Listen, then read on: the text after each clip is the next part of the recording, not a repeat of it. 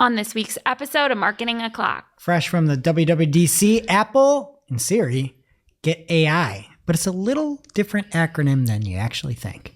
Image and the possibilities. Image search is coming to TikTok.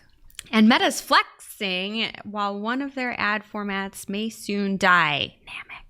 Oh, on today's show. Welcome, you are listening to Marketing O'Clock. Just stay tuned. Digital marketing news, but let's get specific. Digital ads, SEO and analytics, social media and more. Pretty much everything that'll make your website perform. With new shows every Friday. We give you the news with sass and puns and definitely hot takes. Thank you for tuning in. You know what time it is. It's officially Marketing O'Clock. Settle in, sit back, keep it locked. Hey there, I'm Christine Zernheld. AKA Shop. I'm Jess Budd. And I'm Greg Finn. And it is officially Marketing O'Clock. Here on June 14th, 2024. All right, Shep, what's going on in the digital marketing news this week? Big news this week from TikTok. Via Asia Malik for TechCrunch, TikTok is rolling out image search for TikTok Shop. So they're testing the ability for users to take or upload a photo and find similar products on TikTok Shop in the app. And this is a feature that we're already familiar with big names like Amazon and Google. So the TechCrunch article is very much like, TikTok is coming for Google with their latest feature. And it is available now for all users in the United States and Southeast Asia. So I was excited to give it a try. And I just fired up this new feature for a couple of my favorite tchotchkes at my desk. And I was pretty impressed. So the first thing I did was this little this masterpiece that my daughter made me at school for Mother's Day. It is a little plastic frame with a handprint, and I took a picture of it, and it found the exact same plastic frame on TikTok Shop. Next example, not so great. I have a solar-powered Queen Liz statue that will wave, and there's solar powers in her panels in her purse. RIP. Yes. TikTok doesn't feel the same way because they matched it with a Pocahontas sports keychain ornament and a pimp 5-inch figure. Maybe they just don't carry this item. I would say it's a win, though, because you do get to see that dancing garden gnome. I know. The disco garden gnome I do need. Yes, you do need that. You need that. And also Ron Weasley. No one needs Nobody needs that. I mean, he's British. That's true. Oh, I see it. So it's adjacent. I don't think they have pimps in the UK, though, do they? I think the original pimps are from the UK. No way. Jack the Ripper and stuff. They're classier after than Ladies that. of the Night, there had to be pimps back then, right? I don't know. Pimps? Not like this guy. This guy is like New Jersey. He's on vacation in London. I also of course have a Taylor Swift like saint candle, and they found other celebrity saint candles. It's a pretty good feature. And of course I had to do my favorite tchotchke, my purple sparkly Jesus piggy bank. You got to be watching YouTube to know. And they did a pretty good job. They found a Virgin Mary statue, not purple, not sparkly, but he's like pewter, shiny. Ooh. Or not he, her. Companion. Yeah, his mom. Okay. That's nice. And then they found this is like Dungeons and Dragons, I think. It's like this creepy guy. I mean, that's what a lot of people say, like Jesus, Count Richter von Schloss. And Joseph. 2 peas in a pod. But yeah. Your Jesus is losing his purple. He's probably 10 years old at this Yeah, point. I feel like every time I see him, he's a little less colorful, but I think he's just getting better with age. Yeah. Check the tomb on the 3rd day. I do honestly think more people, especially Gen Z, would use this TikTok lookup than Google. Than the For Google sure. one. You're a TikTok influencer in the mom not. Taylor Swift space. Let me finish my sentence. What would you use? Google Lens or TikTok?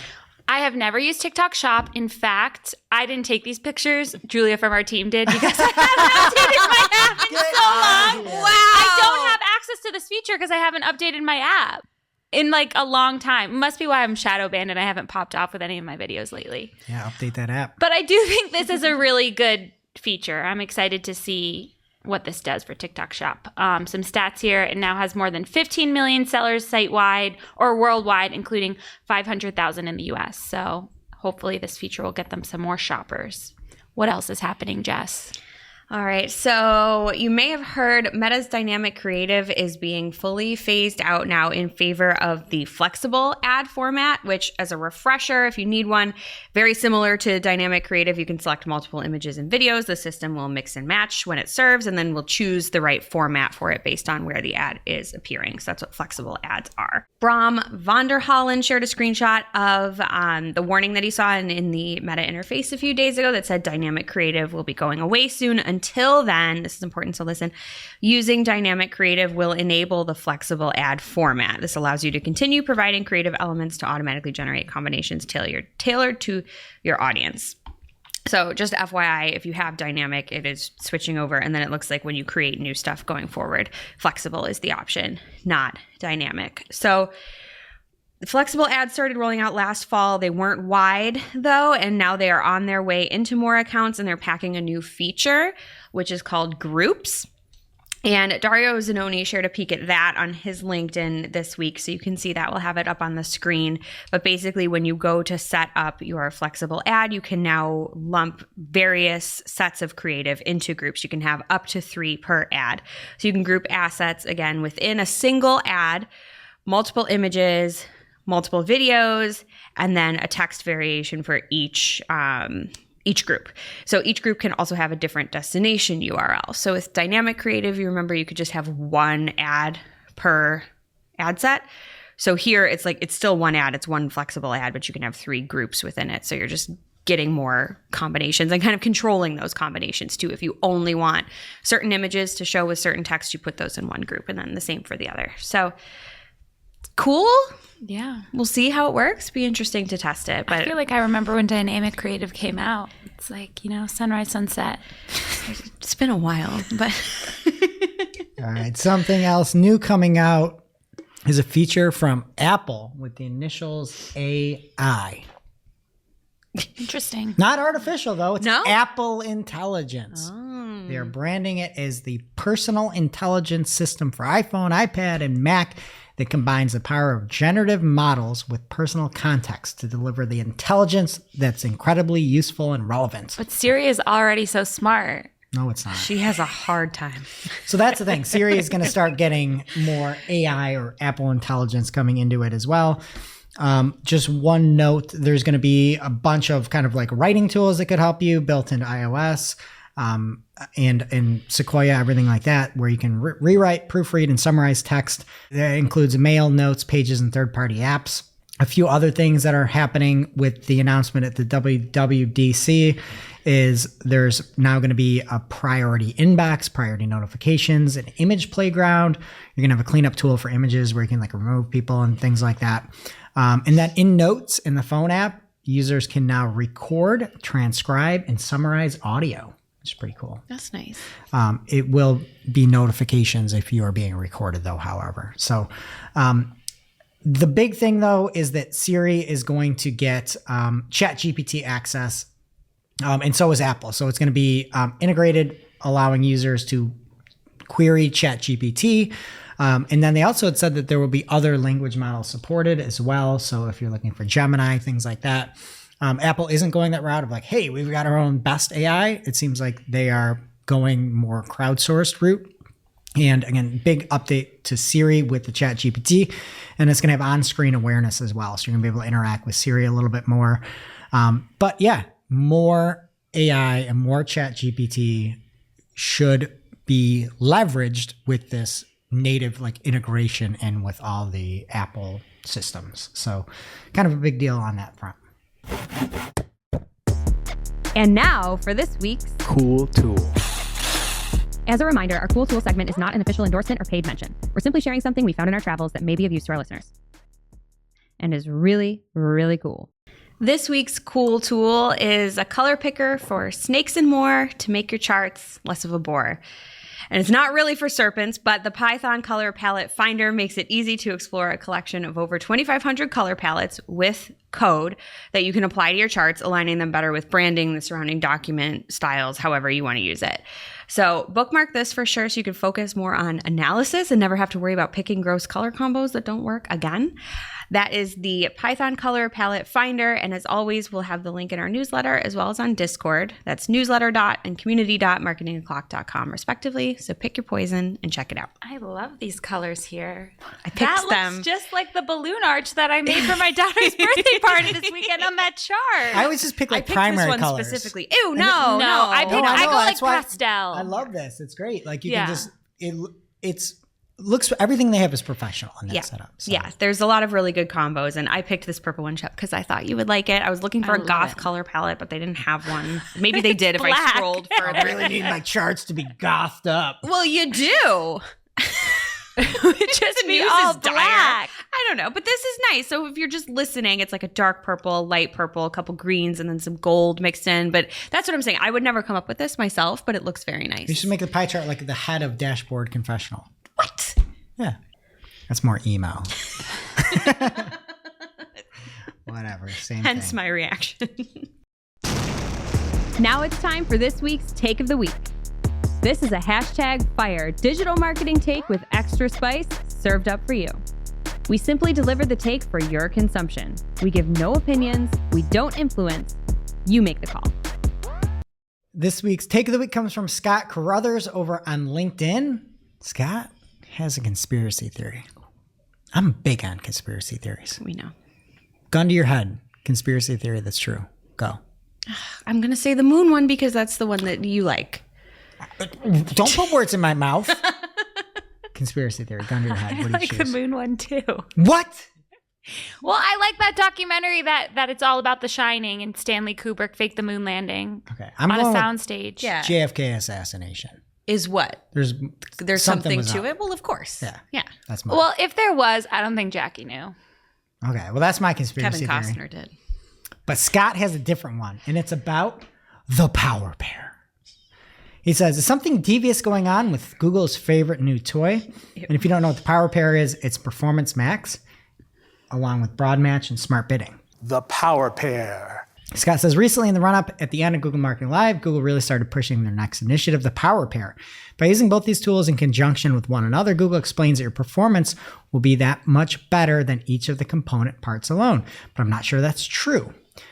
And he's got a quote. If the user's query is identical to an eligible search keyword of any match type in your account, the search campaign will be prioritized over Performance Max. And he's talking about identical matching. So if you have a keyword in a campaign and it matches identically, it will not show in Performance Max as long as it's eligible in a different campaign. And so then he says, if the query isn't identical to the eligible search keyword, the campaign or ad with the highest ad rank will be selected. And he goes on to the conspiracy theory. By moving to broad match, by nature, you reduce the number of keywords in your account. You don't need to have a lot of different variations of terms built out into search because broad match will pick them up. When you have less keywords in your account, there's less for Performance Max to exactly match with. So instead of prioritizing your search campaign, it will go to the campaign ad with the highest ad rank, which will most likely be ... Performance Max. So he says, ends up by saying dramatic, maybe. True, maybe not. But I'm struggling to see any other reasons behind the power pair push. It makes sense. I have to agree with him. Yeah. Besides, I do use the Power Pair pretty successfully in one account, Okay. but it was before it was branded that. So I'm going to give you his TLDR here. Or actually, I'm going to give you the full conclusion. Rumors have been abounded for years that the keyword is dead, and this would certainly take us further along that path. But with users killing the keywords themselves, rather than Google forcing our hand. That by us power pairing, we are getting rid of it. The power pair It's not us. It's so is trying to manipulative. get No, rid of keywords. it's the classic, like, try and convince somebody that your idea was their idea, so they Yeah. go for it. 75% of advertisers have found success with Broad Match and Performance Max, the power pair. So why do we even need keywords? Well, the broad match are keywords, but yeah. But barely. Yeah. All right, yeah. I believe it. I feel like we've talked about it, but that's why they're like pausing keywords with no impressions. Yeah, we don't give any context, but this is a great take. Oh, I forgot. Sorry. It's a great take. Thank you, Scott. Now it's time for this week's Pew Pew Lightning Round. At this point in the show, we split up our content into 3 parts: paid, organic, and social. First up in the paid universe from Georgie Zakov on LinkedIn. LinkedIn has announced a new ad format, and it is in-stream video ads that are showing alongside publisher content. These are only available right now through the Wire program, which is their publisher revenue share program, and it's only available for some publishers right now. So it's probably not going to be applicable to a lot of you listening, but you might see it in your feed. Anthony Higman thinks he may have spotted a new call or location asset format in the Google SERPs. He says, call asset in this example has hours of operation listed under the phone number, and the locations are scrollable to the left and lists different office locations. So he had a video where he was like scrolling right to left with his mouse, and it was like, you have to have the YouTube video on to see, but it was going through all the different locations from left to right, which was cool. And I saw Jenny replied just before we started recording and said that this is just a test right now, nothing to announce. I like it. Yeah. It looks cool. It really draws the eye to the ad. Especially I feel like on a phone, if you were swiping, it'd be Yeah. cool to see all the locations. I think that'd be cool even with like AI overviews. Yeah. Oh. Right? It's right in that format. The Easy to cards, go. yeah. Next up, Jordan Fry from LinkedIn has a Google Ads update. He shared that video impressions are now included in the conversion paths report. This provides deeper understanding of the role of YouTube in your strategy. It was previously only click and engage view conversions in the report, but now we can see video impressions too. So thanks, Jordan, for that heads up. Oh my gosh. And then Greg gave me a link to the EU website. Ew. So this is a statement by Commissioner Breton on steps announced by LinkedIn to comply with DSA provisions on targeted advertisements. So got to put on my queen hat from earlier today. Sorry for what I said let me about just pimps. find you. Oh, wait, no, you look like a pimp, actually. Okay. So this is regarding LinkedIn's announcement that it has fully disabled the functionality that allows advertisers to target LinkedIn users on the basis of their membership in LinkedIn groups, which I heard this and thought that was a big bummer. But reading what they said about it, I kind of see where they're going with this. It says, according to the complaint, though that through this functionality, LinkedIn may have provided advertisers with the possibility to target LinkedIn users based on special categories of personal data, such as racial or ethnic origin, political opinions, religious or philosophical beliefs, or trade union membership, based on the groups that they're in. So I feel like there's a way they could just change things and bring groups back if they like ignore that stuff. Yeah, but get rid of those. Yeah, heads up to all you ill people. From PPC Greg, he is talking about the story I was just mentioning before, how Google Ads is automatically pausing low activity keywords and accounts. And he asked our ads liaison, Jenny, if we're going to be notified when the keywords are paused in the change history, which was something I voiced when this first came out as well. And that loser, Ben Kruger. For the record, I like Ben. Come on, why'd he say this? He's a professional troll. I don't like it. Realized that he just does wild things to get engagement. I don't like it. I don't like it either. I've got some uncles who do the same thing at the Christmas party, and I don't like it. Do you like your uncles? No! Oh, okay. He says, oh no, a keyword I haven't cared about in years is going to get paused. Please page my beeper when it's paused. Page my beeper. And he goes, oh no. Like, does Ben really not know why we'd want to know if a keyword was paused? Ben has a hammer, and to him everything is a nail, even if it's a screw, right? Like, Wow. when all you have is a hammer, everything's a nail. Same with my Uncle Billy. But So baby, there are obvious reasons why it does matter. Maybe not from a performance standpoint, yes, but from a goodwill standpoint, and what are we doing with our account standpoint? yes, and caring about agencies, and if our clients are looking in their account and wondering why a keyword that they want to bid on is not on the keyword list, We're not active, yeah. we would like to be able to say it was paused by Google. Yeah, I didn't do this. This is the evidence. Yeah. Which is exactly what PPC Greg said. That was And then his first point. that was his first point. And then his second point was, you're the worst. In reference to Ben Kruger and my Uncle Billy. So Oh, page my beeper. come on, Ben. There's ways that it, like, it's just, he's just one of those people that can't have a civilized conversation. Yeah. You know what I mean? Yes, like, for you that, I don't like him. Yeah. He's a nice guy. He came on Marketing a Talk before. This is for not us. nice behavior. maybe he's not a super nice guy. He's just like an okay guy. I feel like that deep down, he's probably has like, he's like the Grinch a little bit. You know, like he's got a lot. It just might be a little too small. We need to build it up. Yeah, we need to just like tie a horn to his dog's head and hope something good happens. Yeah, but for him, everything is D2C. Everything is ROAS. Everything is just get the most top line. What's the most profit? I don't care about it. That's not reality for other people. Other people have to go ahead 12 months early, get a budget, secure this budget. It's not as flexible as you with your crappy third-party drop ship microphones. Like, people have different things. Like if you set the thing and you have a budget for the year, you have a budget for the year. You can try to make cases to increase or get more, but people have issues. Not everybody's just a makeshift dropship DTC advertiser. Yeah. And he was perfectly lovely on Marketing O'Clock. But if you're going to be a professional troll, which I think he knows he is, I'm allowed to call you a loser. And that's just the way the game works. Yeah. And it kind of rhymes too. Loser Kruger. And Ginny did give us an answer, by the way, which is the point of the story. She said advertisers will get a notification under the notification icon in their account. Yeah, but you know what else is in there? All the other garbage. Yeah. So And for the record, anybody that's new, we just went to SMX. Hopefully we have some new listeners. Ben Kruger is a ex-Googler who would always speak about how great Google was when he's at Google, and then still talks about a lot of the... He's in PPC chat trolling people, yeah. Right, and then you look at his spends and it's all meta, which is weird. And wasn't he a speaker at SMX? He is with Hickman on Wednesday. So I think we're missing it to record the show. I need to watch the recording because I think it's I going to be programmed that. really good. I'm like, you can go speaker A if you want like a fine conversation, or you can go speaker Higman if you want it to like blow up.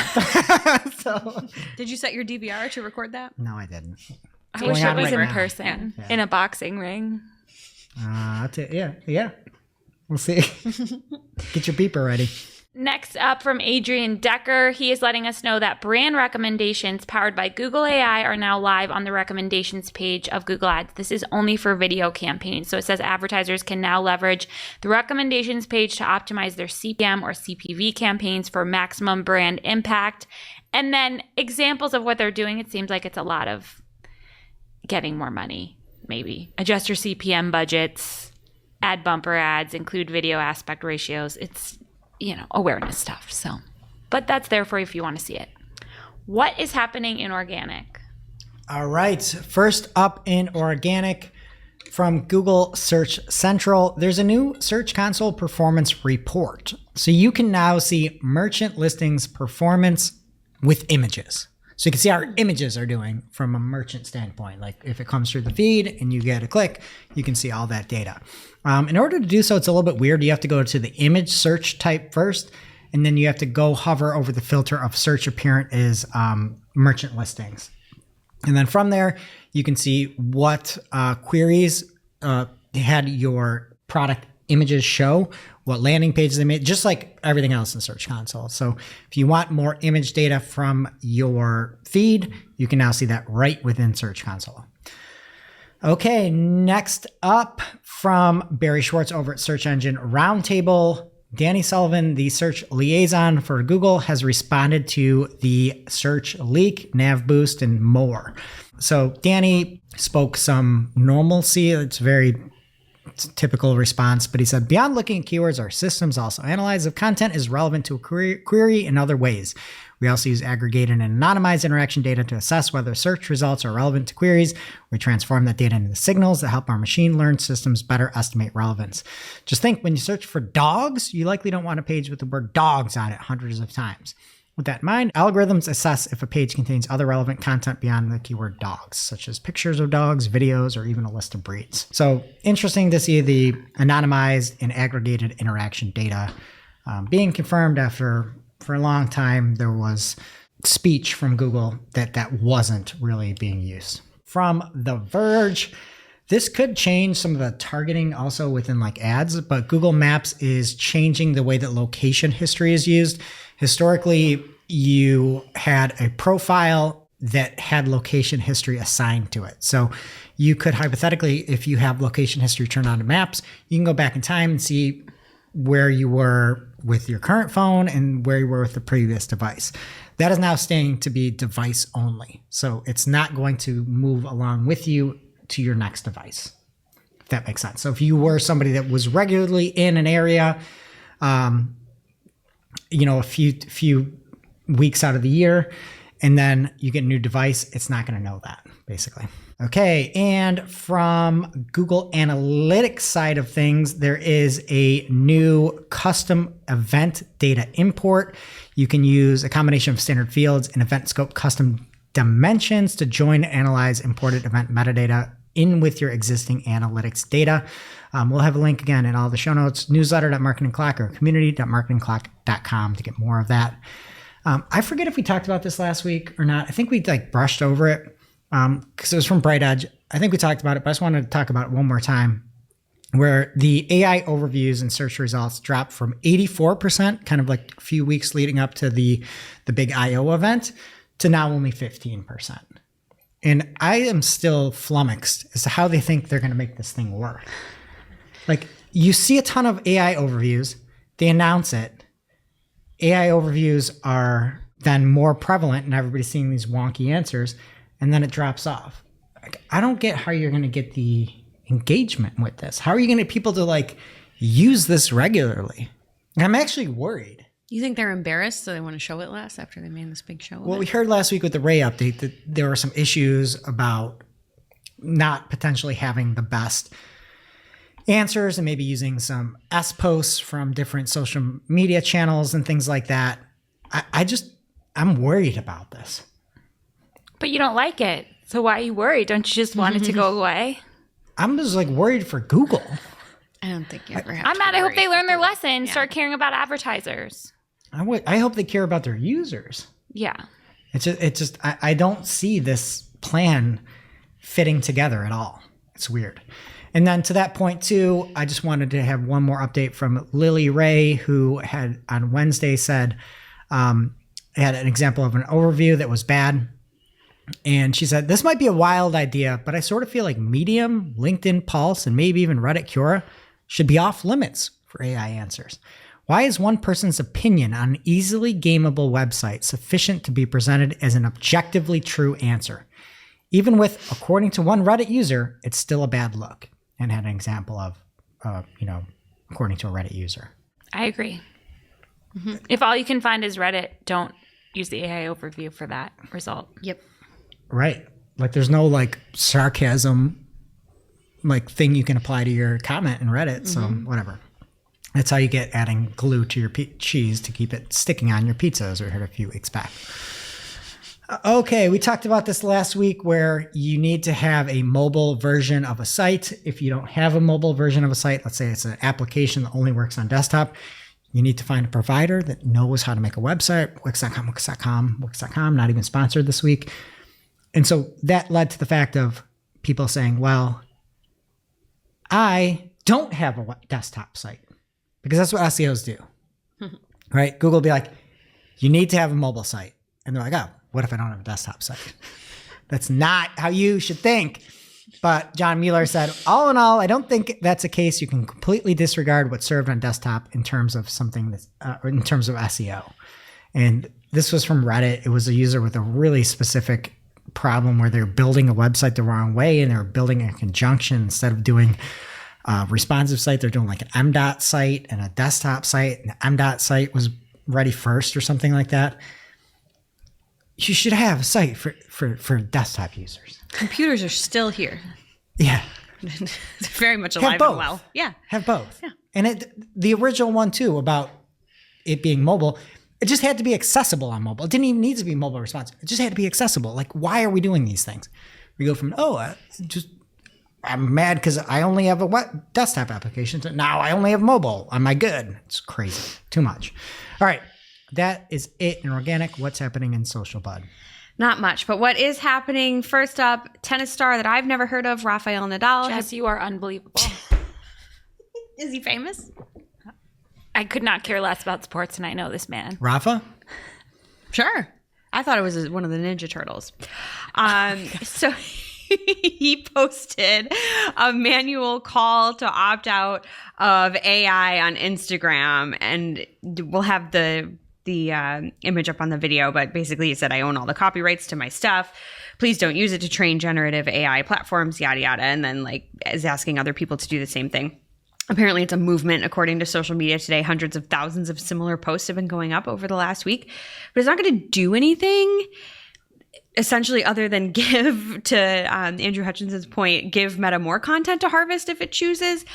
We don't need to harp on this too much, but no one listening is going to be surprised that according to Instagram's terms of service, you're basically allowing all of this to happen. And the only way that you can opt out from it is, quote, the license only ends when your content is deleted from our system. So if you don't want any of your content to be fair game to Instagram, AI, or otherwise, you just can't be on the platform.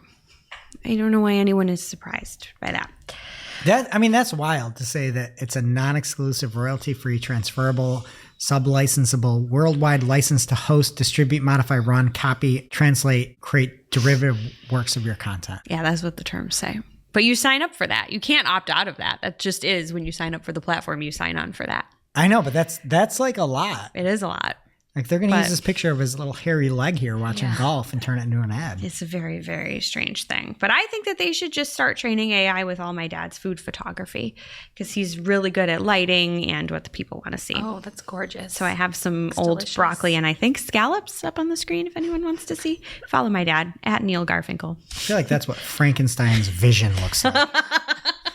It's just all green. I don't know. Where is he? I have no idea. He's at the Joint in St. Pete, apparently. I definitely want to get seafood from somewhere called the Joint. It's green for a reason. All right, keeping it with the gram. It looks like they are testing the ability to add text over images within a carousel, which is honestly nice. A lot of people do that already manually before they upload the picture, so you won't have to do it ahead of time with a graphic designer and outside software. You can just decide in the moment it's what you want to do. Obviously, it'll streamline the process, but you're going to be limited creatively to what things look like. So again, if you really care about what it looks like, continue to do things manually, but it's a nice to have. And it looks like they are also users are also going to be able to choose different display options for photos when creating carousels. So you'll be able to display images in their full size. You can have it cropped to a portrait or vertical presentation, or then you can also choose a square format. Nice to have options there. And last up here in social, so Doge designer at CB_Doge on the bird said X is reportedly rolling out private likes starting today. This means users' likes on the platform will be hidden by default. Soon, users will be able to like content without worrying about who might see it. And they shared an article from The Verge confirming this. Elon Musk also then shared the Doge's tweet post and said it's important to allow people to like posts without getting attacked for doing so with an exclamation point. And I feel like he's just talking directly to you, Greg. This is important. Will I be able to see if someone who's liking my posts? Yeah, right? Yeah, it's just you can't publicly see. There was a tab for things that people have liked before. So you can start liking naughty things again. Mm-hmm. That's important. Jeez, let me run over to X. Anyway, it's happening. And that brings us to our real life segment. Straight out of our accounts and into your ear holes. It's time for Working Hard or Hardly Working, where we talk about what's going on in our IRL work, good, bad, or otherwise. For me this week, we have an e-com account that is also B2B, so we've never used seasonality adjustments for holidays or anything, and we tried it for the first time for a site-wide sale, and it just spent a ton of money. We said the conversion rate was going to increase, and it just spent all morning until we turned it off. So I don't think we'll be trying it again anytime soon. Let me know if anyone else had a different experience there. Always worth a test. For me, we have been building some landing pages recently in Unbounce and had to use some scripts to apply styling. Just a heads up, if you use the platform, you have to publish the pages to see the styling applied via scripts. You can't look at it in preview mode. So if you think something's not working, don't bang your head against the wall. Just make note. And something hardly working for me, shopping campaigns. We're having some clients where we have a lot of conversion data for the account, but setting up a new campaign doesn't allow us to do conversion or ROAS-based bidding until we have enough conversions. And that seems new this week to me for some reason. It's saying no when you set it up? You cannot do it. You don't have enough conversions. Yeah, I don't remember that. So we've been going around trying to circumvent this. There's like no way. We tried ads editor. We tried setting up a So you need portfolio conversions there. in that campaign. Yes. It's very strange. There's lots of conversion data, and we're just trying to set it up, and it's saying you don't have enough. But it's account-based, not campaign-based. So now we got to run eCPC, or if you're a max clicks person, whatever you have to do to get conversion volume in order to get to T ROAS or max conversion value. And then why the heck did you change target ROAS to maximize conversion value with target return on ad spend when you can't use maximize conversion value for shopping campaigns or anything like that? It doesn't make sense why you're like, hey, this is just one part of this, but then you can't use the main part of this. Yeah. It's wild to me. Why would you ever change that name? I was very anti the name change when it happened because they're two totally different bidding strategies. You can't just say there's conversions associated with these, so they're both the same. Let's clump them together. They act totally differently. Mm-hmm. Wow. I hope they don't do that for PMAX. That's the thing. Like, you would have to do smart bidding. Like, how could you not? Like, it just is some random shopping ones. I don't know if they're trying to get people off of shopping and be like, oh, go use PMAX. Here's one other thing we're going to take away from you. Just screw you extra good. Now it's time for this week's ICYMI. ICYMI people. This is something you just might not have seen. Maybe something that you overlooked, but you shouldn't have. ICYMI people from Anthony Higman. Higman. At Anthony Higman on X, he found Google documentation that says local service ads, and it explains what they are, and then it says at the end, parentheses, this ad type is only available in the US. So Anthony said, hey, non-US based PPC friends, are local service ads not a thing anymore except for in the US? Boris Becerrich responded and said they are definitely a thing in Germany. Robert Spinrad replied and said that they are not available in Canada. Tim Capper responded and said they are hardly used in the UK. And Ian McKenzie said that they don't have them in Australia. So that's news to me. I mean, Germany is not the US, though, just to confirm. Yes. So the documentation is wrong, but I don't know if it's going to go away in Germany. I don't know. There's some stuff going on. Now it's time for our must-read marketing article of the week. An article so advanced, so in-depth, so detailed that we simply cannot cover it in its entirety on today's show. This week's must-read marketing article of the week is over on Search Engine Land and comes from SMX. And you can go log in and register, and you can get all those sessions if you're looking for it. That really should be like the must-read sessions of the week. But Barry Schwartz had a great conversation with Elizabeth Tucker from Google about the March 2024 core update and a lot more things. And Danny Goodwin summarizes it all up with 13 SEO takeaways from Google's Elizabeth Tucker at SMX Advanced. So if you don't want to go watch the entire presentation, you should at least go check this out if you're into SEO. And you can see the 13 biggest takeaways from that chat that Barry had with Elizabeth. So thank you, Danny. And now onto our playlist of curated songs to work to. You can head over to playlist.marketingoclock.com to listen to Marketing a Playlist. Greg, what will you be adding this week? I don't have time for music anymore this spring. I just don't have time for it. I don't. I'm going from baseball game to soccer practice, back and forth. So I don't even know. I've got Square Hammer by Ghost was the last thing I liked. Ooh, So that's a fine choice. I think it's like one of those TikTok bands. I don't know those guys. They're basically Kiss. They paint their faces. Do they? Oh, yeah. Really? The band Ghost? Yeah. Yeah. Cool. What are they painted as? Not ghosts, more like skulls. Oh. It's weird, strange. But that's a good song. Okay. I'm happy for you. Good choice. I will be adding Boogie Wonderland by Earth, Wind, and Fire. My daughter's first birthday party theme was disco, and we called it Boogie Wonderland. Did she pick that ONE. No, but she picked her nose, so. Jess? All kids do. And adults. I'm going with Silent Running by Gorillaz. All right, that does it for today's show. It is now officially not Marketing O'Clock. Thanks for listening. We miss you already. We can't wait to see you next week. Thanks for listening to Marketing O'Clock. If you're looking for more information on today's topics, head over to marketingoclock.com/newsletter to receive every single article we covered. We share the news as it breaks in our Discord community. Head over to community.marketingoclock.com to join. Welcome to this week's Shootin' the Heck. We're after our famous Friday news show. We don't talk about marketing anymore. We just Shoot the heck. We are back at it with everyone's favorite game. It's Would You Rather. Yes. Okay. So first up, would you rather have telekinesis, the ability to move things with your mind, or telepathy? Telepathy, the ability to read minds. Okay, easy answer. Reading minds would ruin your life. You want don't it. want to know. I don't want to know. It would ruin my life.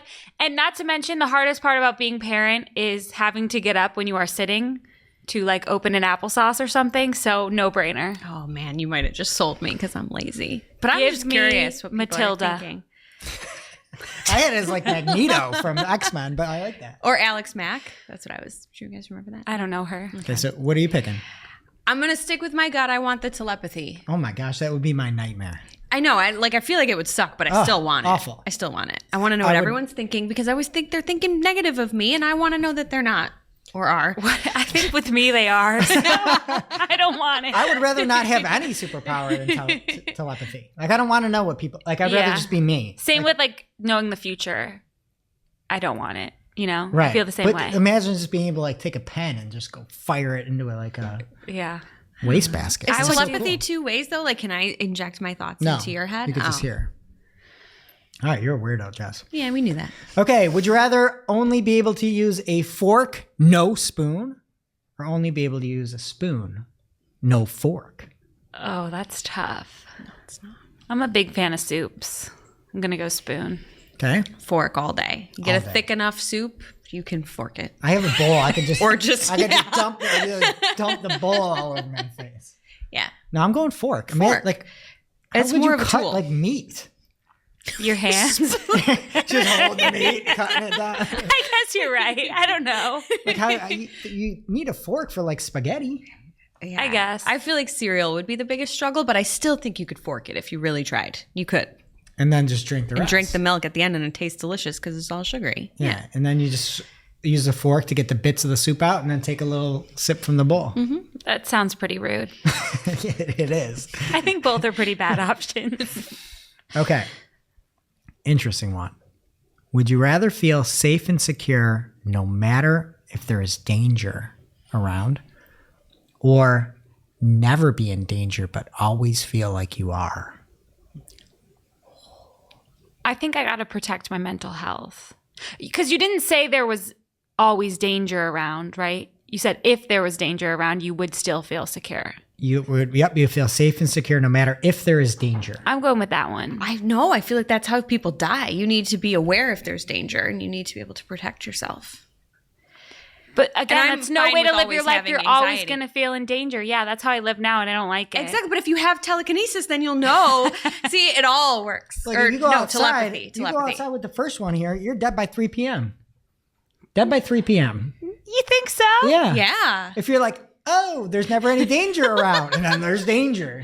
Like You're you're dead. not going to do anything. You're not going to react. No, I'd rather be under constant pressure of like there's danger. But always be 100%. okay. 100%. That is no way to live. We do, though. Well, it's actually the only way to live because the other one you're dead.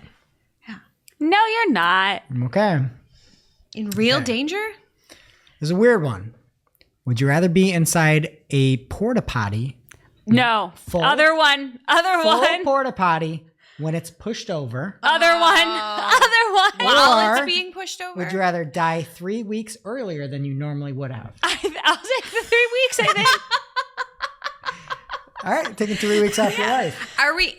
Wait, am I in it and it's being pushed over, or it's been pushed over and I Oh, have you're to be in in it. it? It's pushed over. It's full. That it's is a my mess. number One time, though? worst nightmare Hey, in we're gonna life. be run porta potties tomorrow. No, I will not be using one. Okay. It depends when you're going to Let me know die. if you see your head to a porta potty. Yeah, right. Well, she's not going to I'm feel a like mile she's from in my danger. home, so I'll Yeah. walk home. If you're like 99 and you're close anyway, 3 weeks doesn't matter. But if it was like today, I would like my 3 weeks. You have to pick. Put me in a porta potty. I'm in the porta potty too. You never know. You never if know. If it's coming next month, and I Right. get 3 weeks. I'd like I'll that take right it. now. Yeah. I'm taking the porta potty. I can't think about it. Yeah. It's not full. going to I'm be nice. so upset. It's going to suck. But then it's done. And then you know that you have 3 weeks left. I haven't been in a porta potty And the in 20 caveat's years. the door is not locked. You could still get out of the You can top once escape. you fall over, but you're not locked. You know, like you don't fall on the door side because that'd be terrible. Yeah. You might be in there for 3 weeks at that point. Yeah. I think we can end it there. That was a good one. It wasn't. That was a great. It was one. crappy. And we'll see you next week. You know what time it is. It's officially marketing o'clock. Settle in, sit back, keep it locked.